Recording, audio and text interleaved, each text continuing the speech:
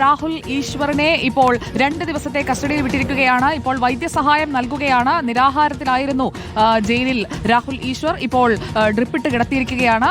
റഹീസ് റഷീദ് നമുക്കൊപ്പമുണ്ട്. റഹീസ് റഷീദ്, നിരാഹാരമാണ്, എന്നാൽ ആശുപത്രിയിൽ ഇപ്പോൾ ഡ്രിപ്പിട്ട് ആവശ്യമായ ഒരു ഹൈഡ്രേഷനൊക്കെ ഉറപ്പാക്കുന്നുണ്ടല്ലേ? അതാണ് ആശുപത്രിയിൽ വൈദ്യപരിശോധനയ്ക്ക് വേണ്ടി കൊണ്ടുവന്ന സമയത്ത് നിരാഹാരം കിടക്കുന്ന ഒരു വ്യക്തി എന്ന നിലയിൽ ചില ആരോഗ്യ പ്രശ്നങ്ങൾ പറഞ്ഞപ്പോൾ പോലീസ് ട്രിപ്പിടുന്നതാണ്.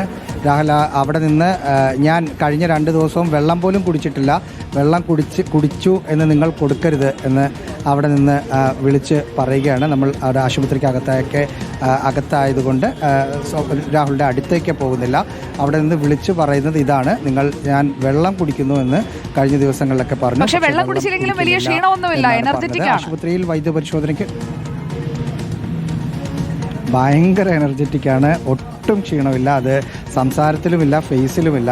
അല്പസമയം മുമ്പ് ആശുപത്രിയിൽ കൊണ്ടുവന്ന സമയത്ത് രണ്ടാമതെയും അതിജീവിത പരാതി നൽകിയല്ലോ, ഇനിയും രാഹുൽ മാങ്കൂട്ടത്തിനൊപ്പമാണോ എന്ന് നോക്കിയപ്പോൾ രാഹുൽ മാങ്കൂട്ടത്തിനൊപ്പം തന്നെയാണ്, അക്കാര്യത്തിൽ എനിക്ക് അഭിമാനവും സന്തോഷവും ഉള്ളൂ എന്ന് പറഞ്ഞു. ഇപ്പോൾ കൈവച്ച് വിക്ടറി ചിഹ്നം കാണിക്കുന്ന കണ്ടില്ലേ, ഒരു തരത്തിലുള്ള ആരോഗ്യ പ്രശ്നങ്ങളും അദ്ദേഹത്തിന് ഇല്ല എന്ന് തെളിയിക്കുകയാണ്. പക്ഷേ ഡോക്ടർ അവരുടെ ഒരു സേഫായി അനുസരിച്ച് നിരാഹാരം കിടന്ന വ്യക്തി എന്ന നിലയിൽ ട്രിപ്പ് കൊടുക്കുകയാണിപ്പോൾ. ശരി, റഹീസ് റഷീദാണ് വിവരങ്ങൾ നൽകിയത്.